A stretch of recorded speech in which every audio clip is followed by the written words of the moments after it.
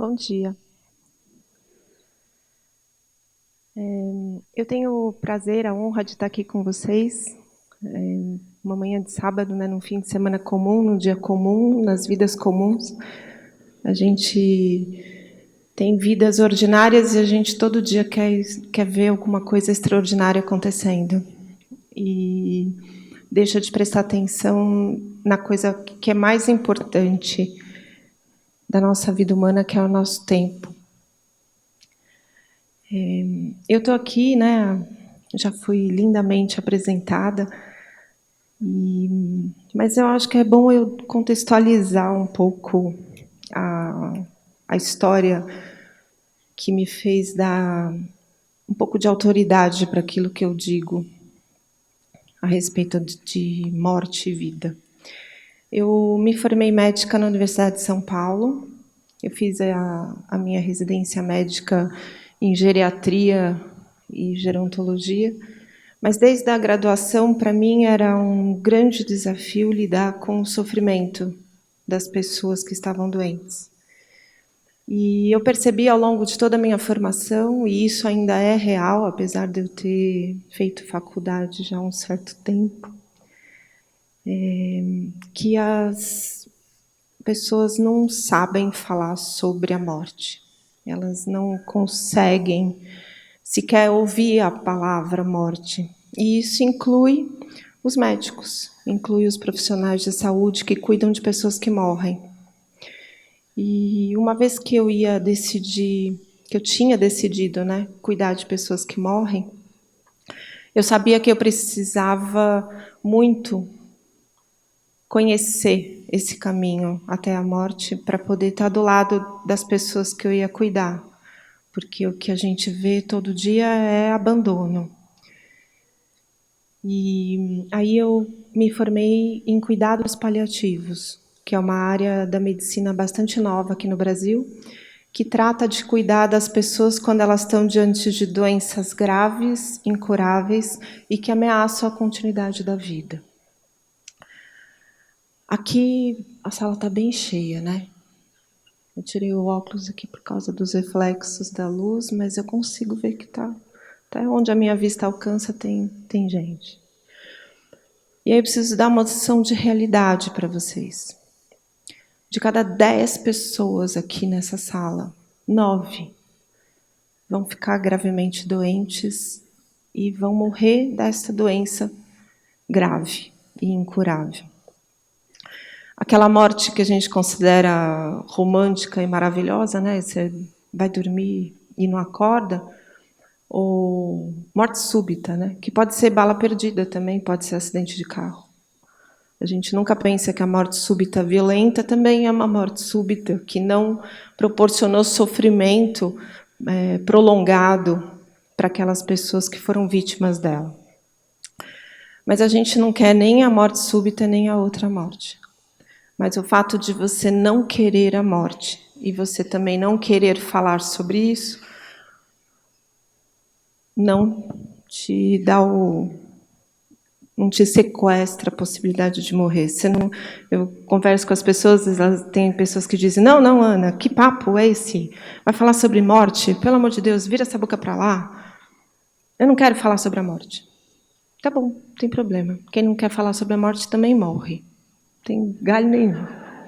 Pode ficar tranquilo, você não precisa tocar nesse assunto a vida inteira. Você também vai morrer. E aí, cuidando de pessoas que morrem, eu aprendo que a morte, na verdade, não é uma inimiga, não é algo de quem a gente tem que fugir, mesmo porque não tem como fugir. Uma das imagens mais comumente associadas à morte é a caveira, né? Você põe a imagem de um crânio, imediatamente isso te remete à mensagem da morte. Só que cada um de nós aqui tem a sua morte bem debaixo do teu rosto, assim. Está debaixo dessas bochechinhas lindas, desses olhos doces e brilhantes. pode estar debaixo de botox e preenchimento também, não tem problema. Ela está bem guardada. Ela está bem protegida dentro de nós. Então, a morte não é um evento externo. A morte é parte da nossa humanidade.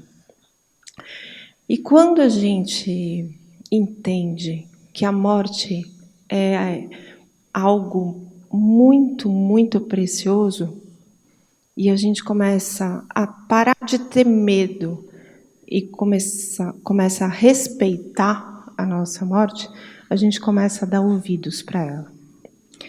E ouvir o que a morte tem para dizer é maravilhoso.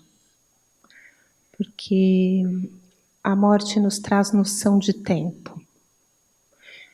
O Sêneca diz que os homens, né, o ser humano, luta por tudo na vida. Por honra, ele morre e mata pela honra, pelo espaço, pelo privilégio, pela posse. Mas ele não luta pela coisa que é mais preciosa, que é o tempo. O homem, o ser humano, não dá valor no seu tempo. Hoje, sábado, 20 de janeiro de 2018, essa 1 hora que eu estou dando para vocês, eu já dei aqui 10 minutos. Esses 10 minutos nunca mais vão voltar para a minha conta de vida, nem para a sua. Você me deu da sua atenção 10 minutos, você ainda vai me dar mais 50 minutos. E eu estou dando a mesma coisa para vocês. É uma troca absolutamente equivalente. O tempo que eu dou é o tempo que eu recebo. Não tem acúmulo. Você não vai deixar para viver a sua vida quando você tiver tempo. Porque o tempo que você tem é esse aqui agora. Tem muita gente que adia a percepção de estar vivo para o final do dia, na hora que acaba o expediente. Ou para o final da semana, onde você vai ter o descanso, você vai ter o happy hour da sexta-feira. Tem muita gente que adia para o tempo das férias, ou o feriado, né? Todo mundo conta para ver quais são os feriadões que vai ter no ano. E mais gravemente acometidos pela falta de senso da importância do tempo são aqueles que esperam a aposentadoria. Esses estão gravemente enfermos. Estão absolutamente cegos para o que significa estar vivo. E estar vivo não é liga e desliga. Enquanto eu estou trabalhando, eu não estou vivo. Aí eu só vou ficar vivo no fim de semana, ou às 6 horas da tarde, ou no fim de semana, ou nas férias, ou quando eu me aposentar. Você está vivo o tempo inteiro. Mesmo quando você está infeliz, você está vivo. Mesmo quando você está frustrado, você está vivo. E o tempo está passando. E enquanto você reclama que está frustrado, que está triste, que está infeliz, o tempo também passa.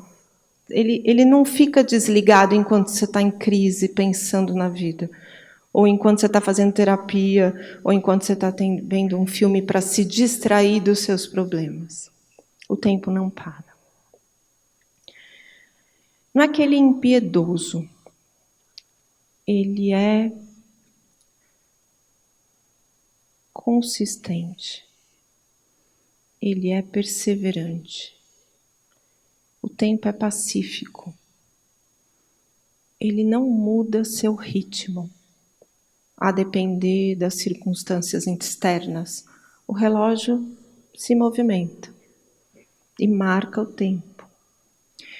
E esse tempo que ele marca não nos traz a possibilidade de escolha, de fazer parar ou fazer andar rápido. A nossa escolha, o nosso livre-arbítrio, é totalmente direcionado ao como nós vamos viver nosso tempo. É uma escolha.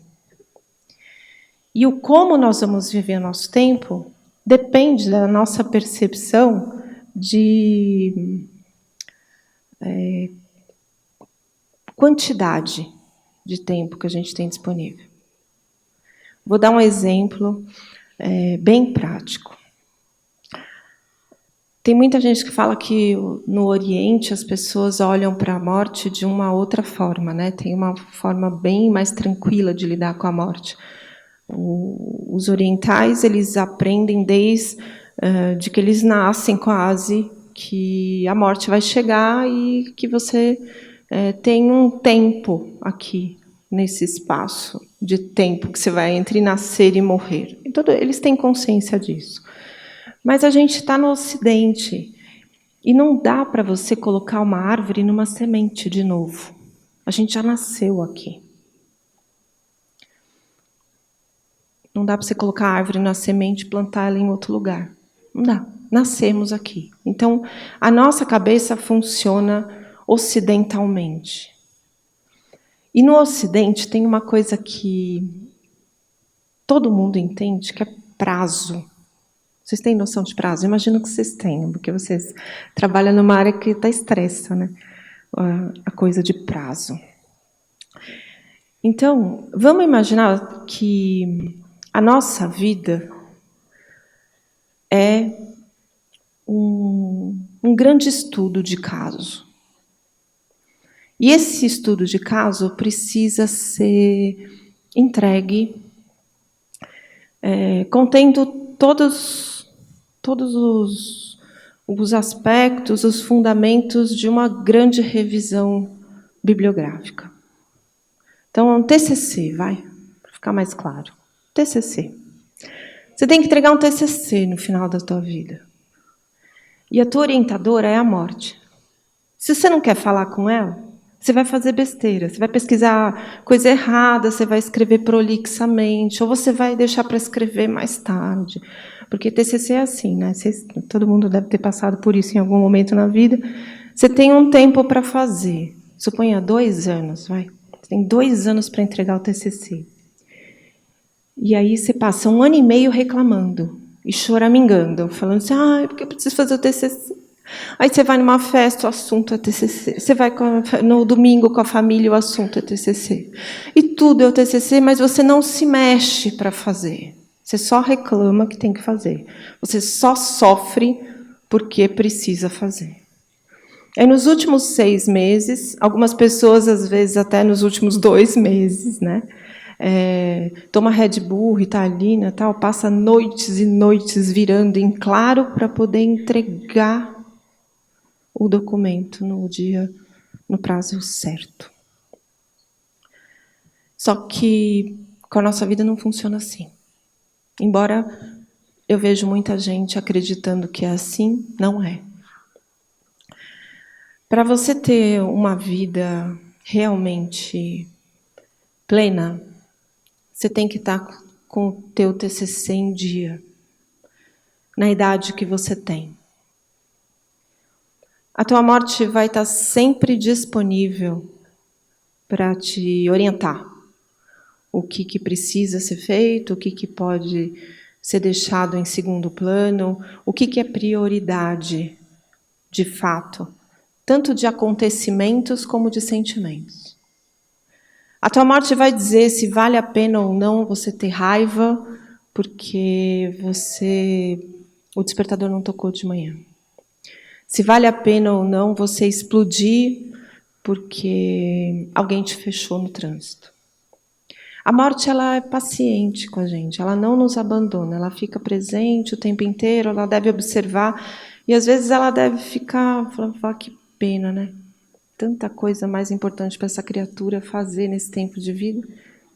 No entanto, ela se desperdiça.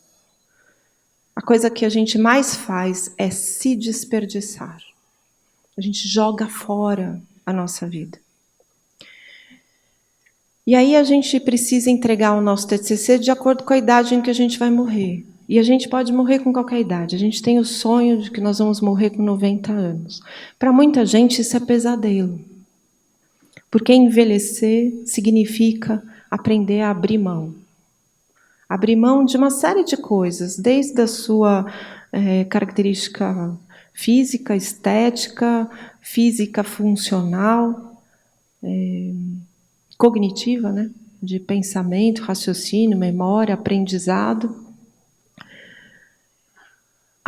Abrir mão de pessoas, né? Porque à medida que você envelhece, é possível que no teu caminho a morte venha te visitar para você se despedir de pai, de mãe, de avô, de avó, tio, tia, irmão. E tomara que não, mas acontece da gente também perder filhos. A gente não nasceu para quebrar a linha mestra da vida. As crianças e os jovens não deveriam morrer, mas eles morrem. Então não tem uma idade certa para morrer. E nem uma idade ideal, gente. Porque as UTIs estão cheias de pacientes com mais de 80 anos, com filhos na sala de espera como crianças desmamadas na porta da creche, que nunca deram valor ao tempo real que tiveram com os seus familiares, com os seus pais especialmente. E aí, na hora que eles estão morrendo, eles se dão conta que o tempo é finito. E aí, se você for chamado aos 40, 50, 60, 80, 90, 100 anos, teu relatório de vida tem que estar pronto. Bibliografia descrita, todas as referências devidamente anotadas, material e métodos descritos, resultados até a data de hoje. Tem que estar up to date. Sua vida tem que estar pronta para você morrer por ela. Não tem uma coisa que é um termo muito amoroso que a gente fala para as pessoas que a gente gosta, você morreria por você. Te amo tanto que eu morreria por você. Você morreria pela sua vida? Você ama tanto a si mesmo que você morreria por si mesmo? Ou você só morreria por outras pessoas que você considera que têm vidas mais importantes ou mais valiosas que a sua? Eu falo que os grandes abençoados não são aqueles que alcançam a cura de uma doença grave e incurável. Os grandes abençoados podem estar todos aqui, que nem precisam de uma cura para já encontrar a felicidade. Você não precisa adoecer para você dar valor na sua vida. O que eu vejo todo dia no consultório são pessoas que, se deparando com um diagnóstico de uma doença grave, ela se dá conta que a vida é preciosa. Gente, é incontável o número de pessoas que eu tive contato e cuidei, para quem eu perguntei qual foi a coisa mais importante, a melhor coisa que aconteceu na sua vida até hoje. Pode ser uma coisa ruim, eu completo a pergunta. E aí eu tenho as respostas que são resumidas numa frase. A melhor coisa ruim que aconteceu na minha vida foi o diagnóstico do câncer. A melhor coisa ruim que aconteceu na minha vida foi o diagnóstico do meu infarto. E aí eu olho para essas pessoas e falo, me explica melhor. Aí elas dizem, Ana, é óbvio. Depois disso, eu comecei a viver uma vida que era a que eu queria viver. Porque eu me dei conta que eu não tenho todo o tempo do mundo para ser quem eu nasci para ser. E eu não estou falando, gente, para vocês saírem daqui e falar assim, então vou beber todas, vou fumar, vou aproveitar a vida, não é assim? Você vai assim, vai morrer mesmo, né? Então, vão largar tudo e vão aproveitar.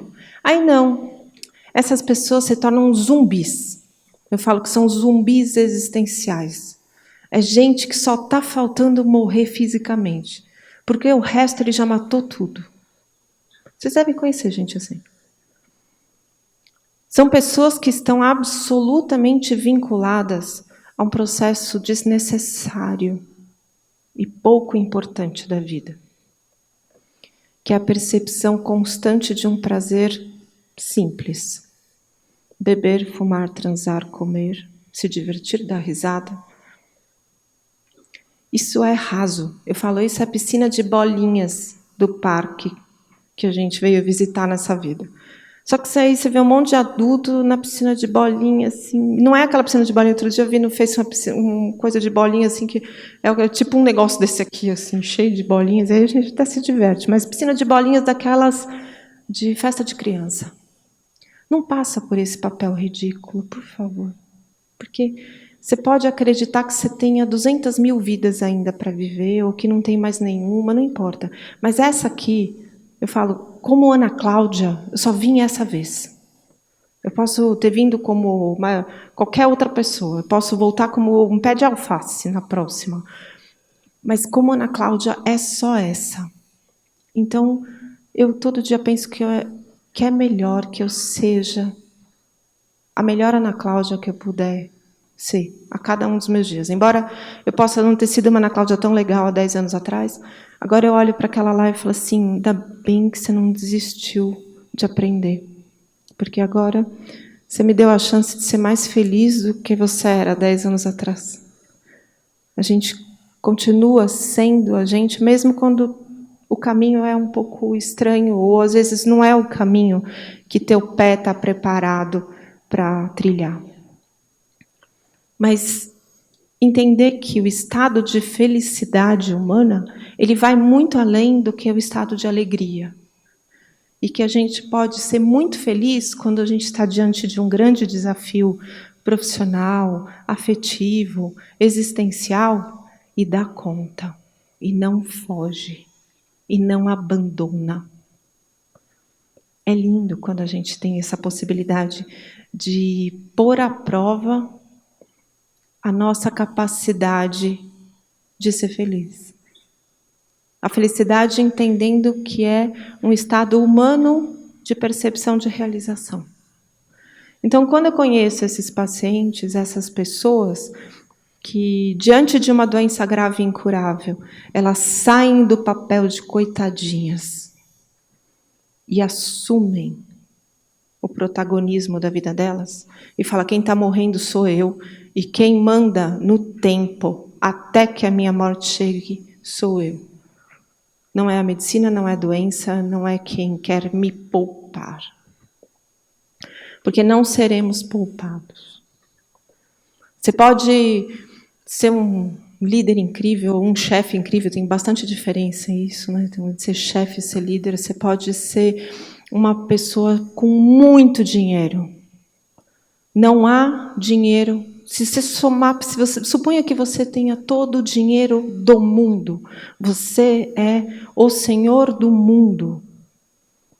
Não vai ter nunca como você comprar alguém para morrer no seu lugar. Você pode morrer numa cama de ouro, cravejada de diamantes. É a sua cama de morte. Ninguém vai pegar seu lugar.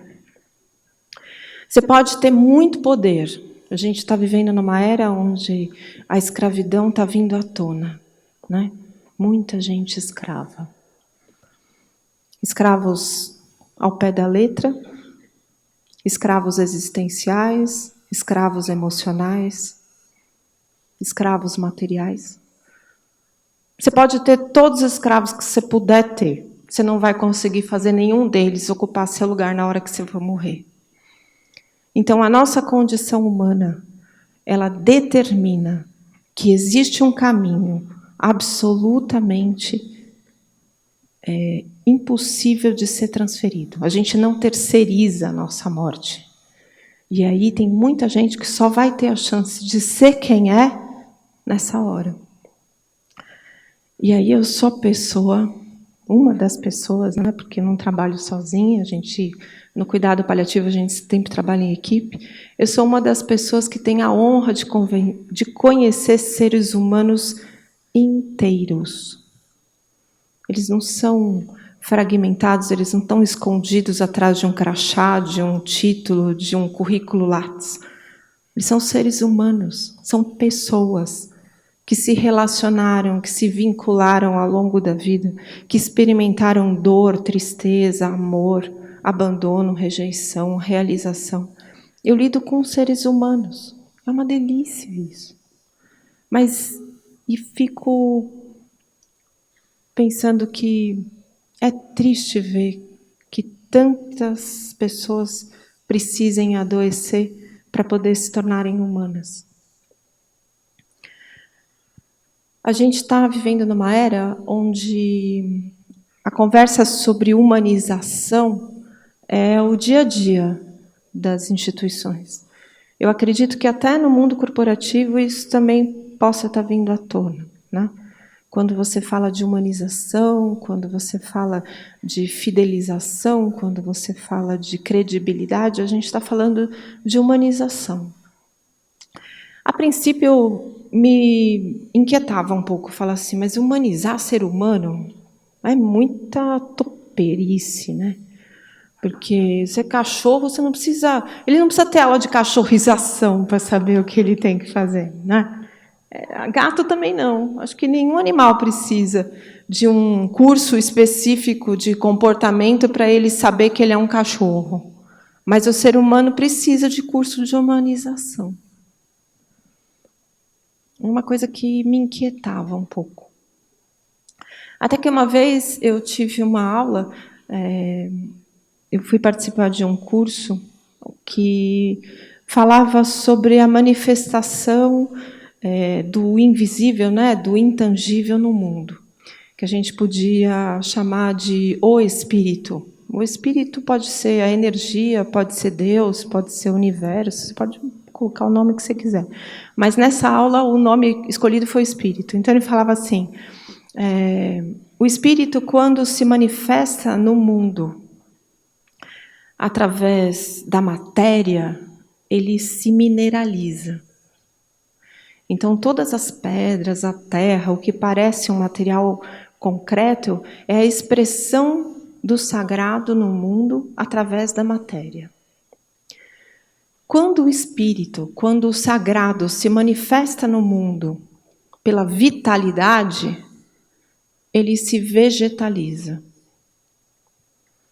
Quando o espírito, quando o sagrado se manifesta no mundo pelo instinto, ele se animaliza. E quando o espírito, o sagrado, se manifesta no mundo como espírito, como sagrado, ele se humaniza. Aí eu entendi. Nós somos animais, porque a maior parte dos nossos comportamentos dizem respeito ao nosso instinto de sobrevivência. Instinto de sobrevivência física, instinto de sobrevivência emocional, instinto de sobrevivência social, familiar. A gente se comporta como animais, marcando território, estabelecendo regras e escalas de poder. Mas quando a gente tem a capacidade de se manifestar no mundo de uma maneira sagrada, a gente se humaniza. E aí é a partir dessa humanidade, essa humanização, que a gente de fato se conecta com o que tem de humano no outro. Porque se você encarar a humanização como uma maquiagem, você nunca vai fazer conexão. E é a partir da conexão com outro ser humano, com outro sagrado na sua frente, que você se transforma. E você tem a chance de transformar o mundo à tua volta. Se não for por esse caminho, fica tranquilo, porque um dia pode ser que você adoeça. Você entenda isso de uma maneira bem mais fácil. Mas se você puder abrir mão de adoecer para entender que aquilo que a gente faz no mundo é algo muito maior do que a gente tem no mundo e muito mais potente. Se você não precisar de doença para perceber isso, que abençoada pessoa você é. Ao longo desse tempo, eu tive a oportunidade de conhecer pessoas extremamente incríveis.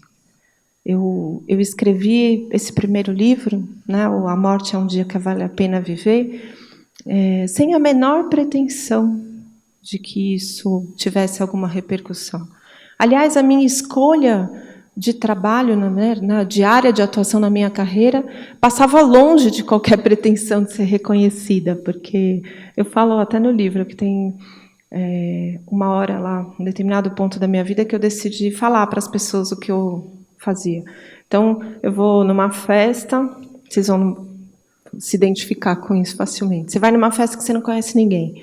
Aí você chega lá, tal, uma rodinha, alguém puxa o papo e fala assim: você conhece a Fernanda de onde, né? A Fernanda era a moça que estava fazendo aniversário, que tinha sido convidou todo mundo para ir.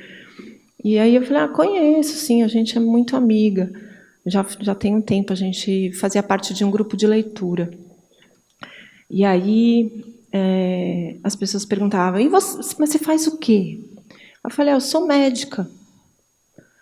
Aí, quando você fala, você é médico, as pessoas olham assim, porque médico tem uma nuance glamourosa, né? Embora no Brasil o povo está se esforçando para perder esse glamour, mas, enfim, ainda há quem acredite que a gente tem alguma majestade. E aí as pessoas falam: nossa, que legal, qual a sua área? Qual a sua especialidade? Aí eu tinha sempre duas opções para responder. Eu podia responder geriatria. Eu faço geriatria, cuido de idosos. Aí, quando você fala isso, rola umas 3, 4 consultas, assim. Tipo advogado, assim, sabe? Que você fala: advogado, eu quero processar meu inquilino, não sei o quê, quero me separar. Não tem sempre assim que advogado sempre tem que rola, mas o advogado cobra, manda conta depois, né? A gente libera as consultas. Uma vitamina para o cabelo, a minha unha está lascando, estou com minha avó tá esclerosada. A conversa vai, uns 3, 4, 5 minutos de conversa a respeito de saúde que você não tem, e muda de assunto. E aí, naquele dia, na festa da Fernanda, eu decidi falar. Eu saí do armário, sabe? Não tem essa expressão, assim, sair do armário? Eu falei: eu cuido de pessoas que morrem.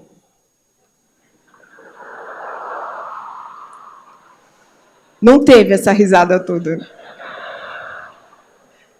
Teve um silêncio. Aí, tipo, a impressão que eu tinha é que as pessoas me olhavam com aquela cara: meu bem, você está numa festa.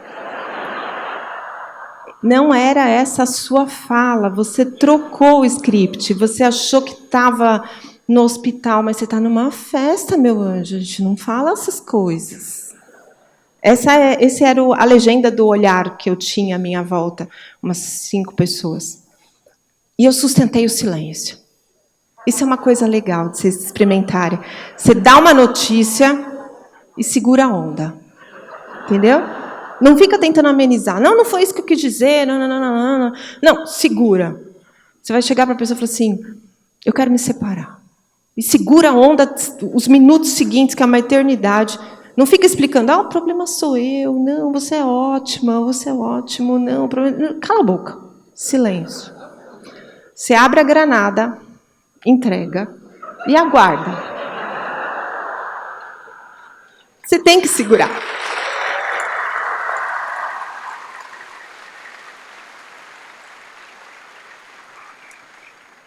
Quando você sustenta o silêncio, você está dizendo: eu não vou te abandonar agora. A gente vai até o inferno junto. Eu estou aqui. E essas pessoas ficaram em silêncio e eu segurei o silêncio.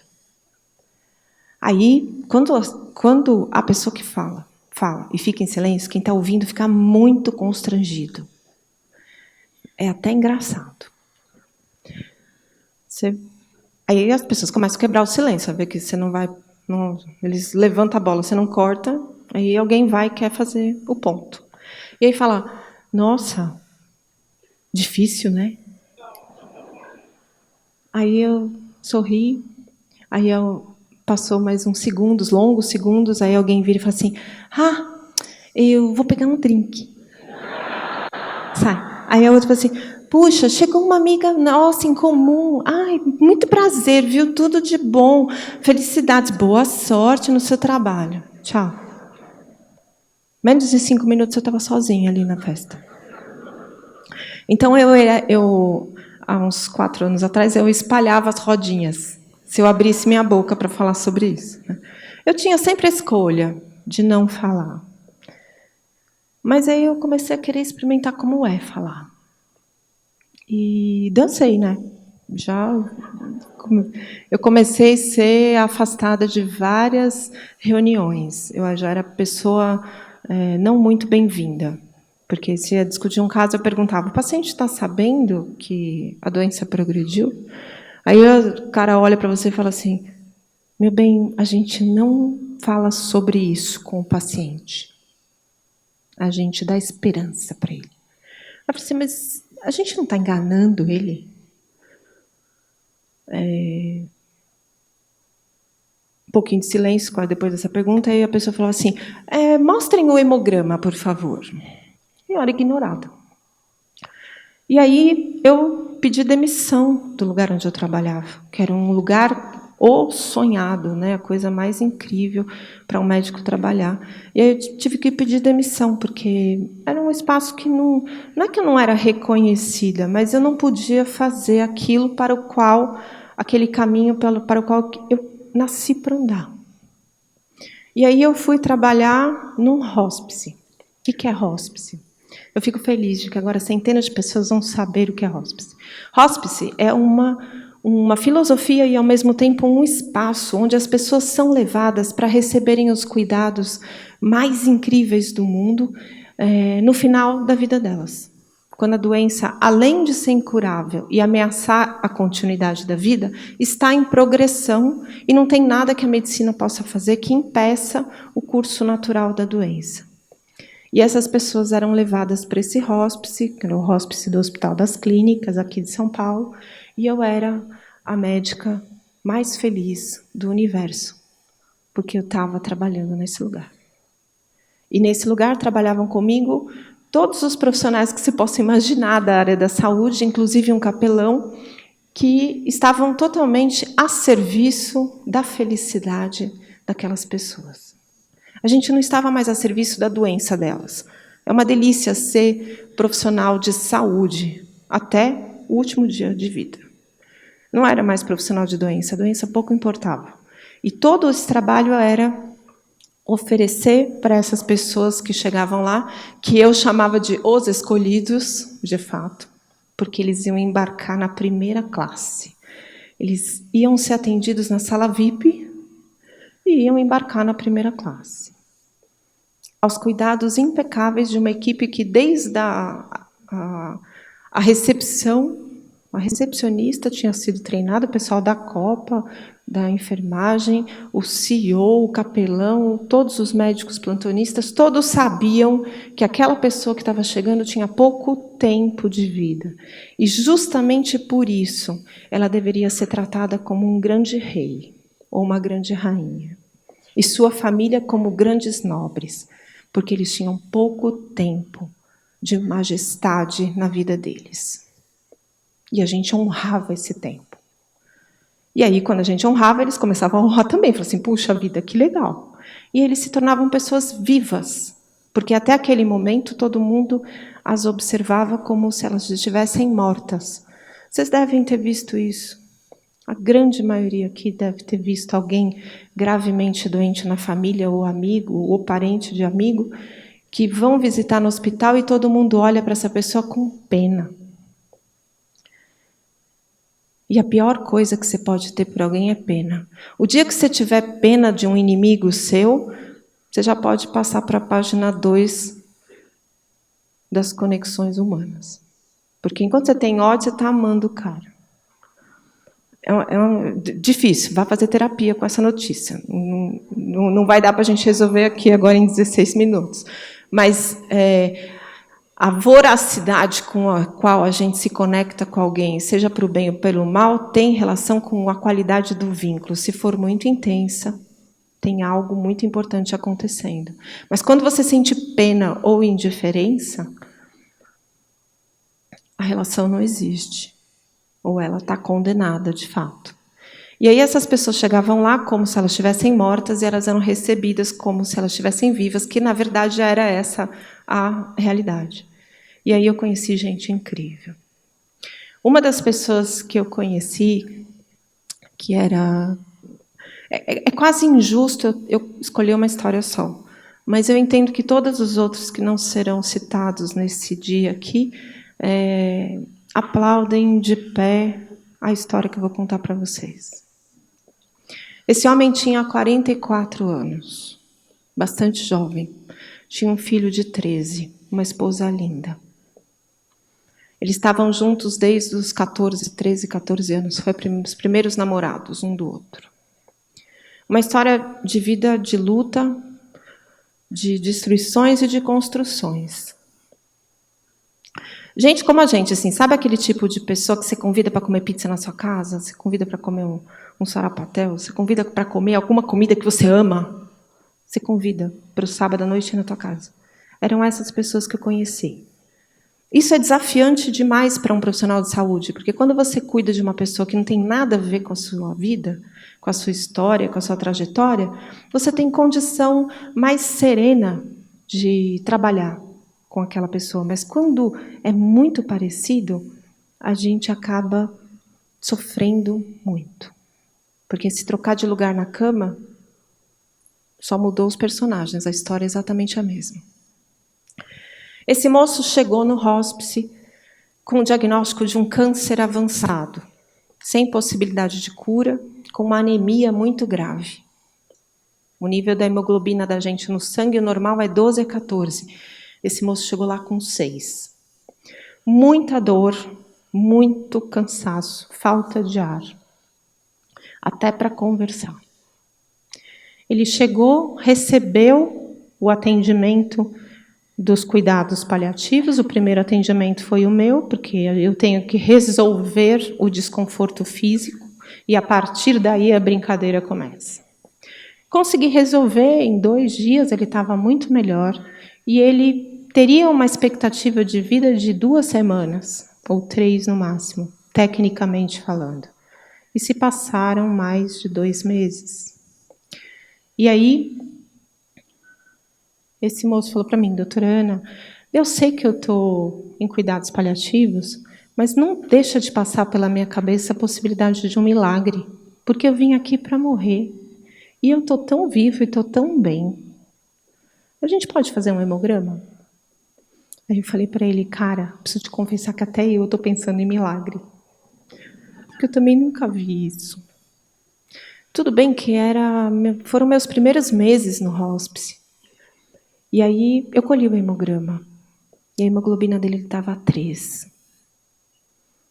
E eu cheguei para dar essa notícia para ele, sem acreditar. O exame foi repetido e confirmado. Nem o laboratório acreditou que podia ter colhido um sangue de alguém vivo que desse 3. E aí eu sentei na frente dele, falei, e ele sorriu para mim e falou: tá tudo bem. A gente já sabia. Aí nessa hora eu tirei o jaleco, botei na cadeira assim e falei: cara, me fala, como é que faz para chegar onde você está, na altura que você está? Me ensina. Como é que você pode ter todo esse amor e essa paz nesses olhos e agora você me olha até com compaixão, porque eu sou uma aprendiz. Me ensina.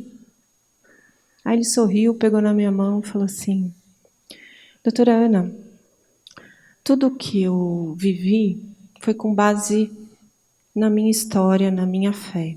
Esse moço era testemunha de Jeová. Os médicos, os hospitais odeiam testemunha de Jeová. Mas é uma coisa quase assim, a gente é treinado para odiar eles, não é? A gente nem sabe por que odeia. Parece que a gente passou 6 anos da faculdade aprendendo que só transfusão resolve a vida das pessoas. E a única coisa que eles não querem fazer é transfusão.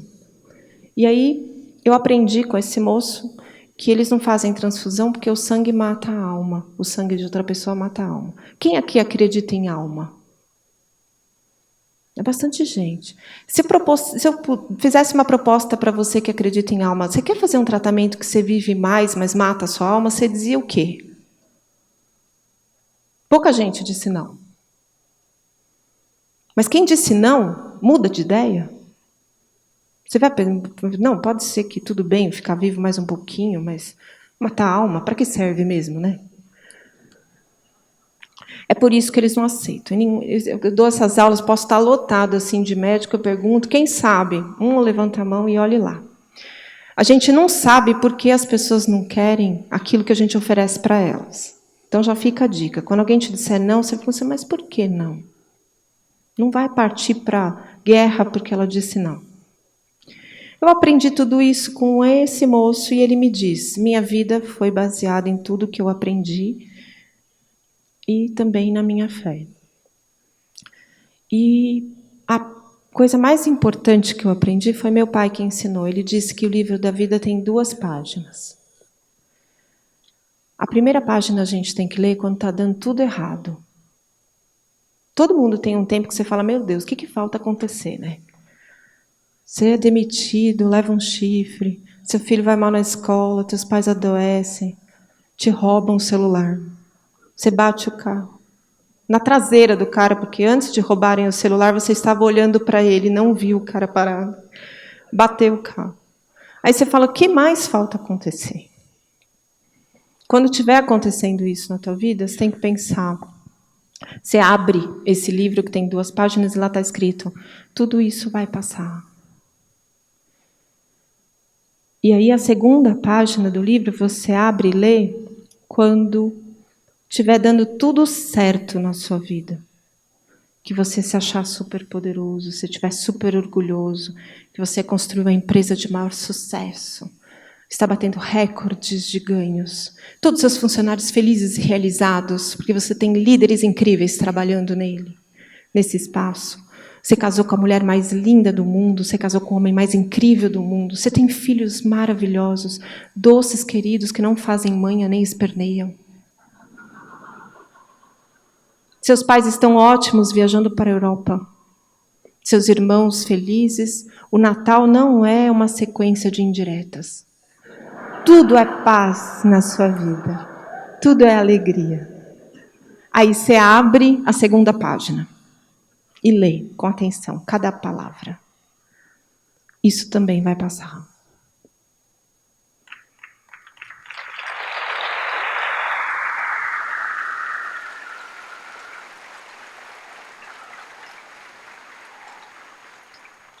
Foi exatamente isso que eu tive vontade de fazer quando ele terminou de falar isso para mim. Eu estava muito emocionada.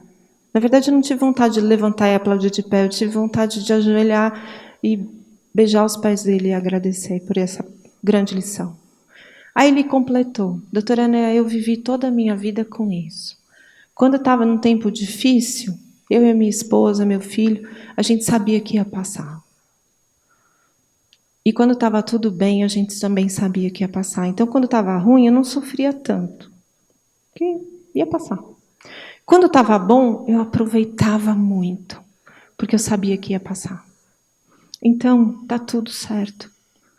Minha vida está boa. Minha vida é isso que eu tenho. A fé para as pessoas da família desse moço era a definição mais potente que eu escutei de fé na minha vida. A mãe dele falou para mim, doutora Ana, nem eu, nem a minha família desejou ou esperava passar por isso que a gente está passando. Mas, se Deus acredita que a gente dá conta, nós não vamos decepcionar Deus. Nós vamos passar. E eu tenho certeza que Deus, na sua infinita misericórdia e amor por nós, vai nos oferecer tudo o que a gente precisa para dar conta de passar por isso. A primeira prova é que a gente está aqui, recebendo todos esses cuidados. Então está tudo certo. Esse moço faleceu 5 dias depois dessa conversa. No quarto, eu tive a honra de estar presente. Tem uma coisa que diferencia um profissional de saúde capacitado e habilidoso para estar nesse momento na beira do leito, quando você estiver morrendo, quando tem os profissionais que torcem para não estar. Ele fala, não, eu adoro tanto a doutora Ana Cláudia, eu não quero estar lá a hora que ela estiver morrendo. Eu quero estar de folga, vou viajar, vou tirar férias. Não vou suportar ver ela morrendo. Mas eu espero que, quando eu estiver morrendo, tenha um profissional que fale assim, eu quero trocar o plantão. porque eu acho que ela vai morrer hoje, eu quero estar do lado dela. Porque eu sei o que fazer nesse momento. Eu faço questão de estar. Eu quero ter a honra de estar presente no último suspiro. E eu tinha esse sonho com esse moço, com essa família. E eu fui presenteada com um dia que eu podia estar o dia todo lá. E ele se despediu dessa existência aqui pela porta da frente, de mãos dadas com a esposa e com um filho de 13 anos, beijando ele, dizendo: pai, pode ir. Você me ensinou tudo o que você precisava ensinar. Eu sei quem eu tenho que ser, porque você me cuidou, você me orientou. Muito obrigada. E aí eu olhei para aquele homem e falei: que criatura é essa que tem a chance de ter um filho de 13 anos que possa dizer isso na hora que ele vai embora? Quem de nós aqui sabe educar alguém a ponto de, em qualquer tempo, teu filho puder dizer: você me ensinou quem eu preciso ser, quem eu devo ser, quem eu posso ser, quem eu quero ser? A despedida dele não tornou ele morto. Ele vive. E é disso que a gente fala quando se refere à imortalidade. A imortalidade não é em relação ao nosso corpo. Quando a gente morre, a gente fica invisível. Mas a nossa história, ela é perene. Enquanto alguém contar a nossa história, enquanto alguém se transformar pelo caminho que a gente escolheu viver, a gente está vivo. Então esse moço vive. Está aqui, dando aula comigo. Não é uma alucinação, tá? Não estou vendo ele aqui, não. Se alguém está vendo, está alucinando. E eu acredito que a memória de todos aqueles que a gente ama, que já não estão mais aqui, e a vida das pessoas que a gente ama muito, e que estão, coincidentemente, vivos ao mesmo tempo que a gente, que seja para nós um bom motivo para a gente sorrir e agradecer cada vez que a gente se levanta de manhã. E à noite, quando chegar em casa, antes de dormir, ao invés de a gente fazer aquelas orações em que enche o saco de Deus, que eu imagino que eu falo, o ateu essencial é o filho favorito de Deus, porque ele não enche o saco, né? Ele não fica pedindo, insistindo, brigando e negociando e buscando privilégios, e eu sou melhor do que o seu outro filho. Que a gente tenha a oportunidade de ser o sagrado que a gente quer ver no mundo, mais do que a mudança que o Gandhi tanto pregou, que a gente seja o sagrado, que a gente seja um instrumento de transformação de animais em humanos, que a gente possa estar no nosso meio, seja onde for, com essa capacidade e essa consciência de que a gente pode transformar o mundo, que a gente pode fazer com que o nosso mundo do lado de dentro seja viável, seja habitável. Porque às vezes a gente não é habitável, porque os nossos pensamentos não deixam a gente respirar. Que a morte de cada um de nós possa ser ouvida, para que a gente saiba dar valor ao que realmente tem valor. E que a gente não se entristeça demais diante de toda a destruição que a gente contempla nesse momento no nosso país. O Leloup, Jean Leloup, tem uma fala muito potente num texto dele, que ele comenta sobre os tempos atuais, são de fato o apocalipse.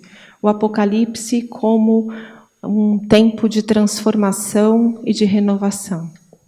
E felizes aqueles que são capazes de não apenas ouvir as árvores que caem na floresta, mas que a gente seja capaz de ouvir o barulho da semente que rompe dentro da terra para dar origem a novas árvores. A gente tem a chance, como eu disse no momento aqui na conversa, a gente não tem a menor chance de colocar uma árvore numa semente, mas a gente tem condição de cuidar da semente, nutrir a semente para que ela se torne uma grande árvore. Então, eu faço votos de que as sementes plantadas hoje, através da minha meu compartilhar de realidades, né, hoje aqui, que essas sementes sejam cuidadas e que vocês honrem o tempo que vocês têm nesse mundo, não para ficar na piscina de bolinha como um zumbi existencial, mas que vocês se despertem para a vida que vale a pena ser vivida e aprendam a nadar com os tubarões, com golfinhos, em profundidades jamais alcançadas, mas que vocês tenham essa capacidade de olhar, mesmo no momento difícil da vida de vocês, com essa serenidade. Como o eixo da roda, assim, quando você está na estrada, você olha o carro do lado, assim, o caminhão do lado, a roda está girando rápido, mas o centro dela está parado. Buscar o centro, para que a gente consiga alcançar grandes distâncias. E, de preferência, de mão dada com alguém. Nunca sozinho. Tá bom? Obrigada.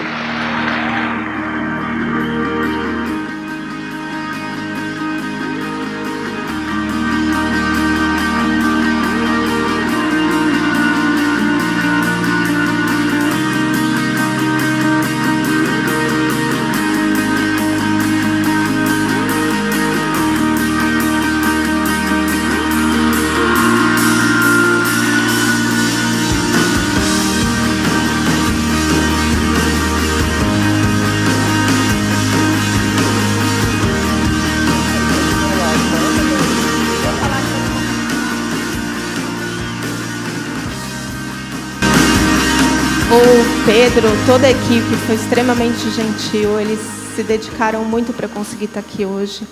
O tempo que eu tenho é dedicado a coisas muito especiais. Estar aqui com vocês é muito especial. Eu fui convidada para ficar o dia todo aqui, mas infelizmente eu não posso, porque eu preciso passar a visita, né? Porque tem uma pessoa incrível internada, com uma família incrível, que eu não posso perder a chance de estar com eles. Tchau.